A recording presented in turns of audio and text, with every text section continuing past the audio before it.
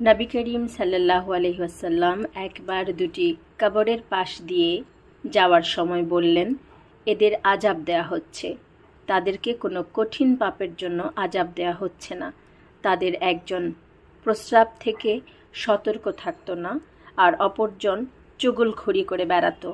তারপর একখানি খেজুরের ডাল নিয়ে ভেঙে 2 ভাগ করে তিনি প্রত্যেক কবরের উপর পুঁতে দিলেন।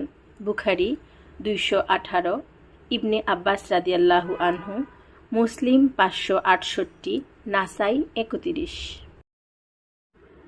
রাসূলুল্লাহ সাল্লাল্লাহু আলাইহি ওয়াসাল্লাম বলেছেন, বেশিরভাগ কবরের আযাব প্রস্রাব থেকে অসতর্কতার কারণেই হয়ে থাকে।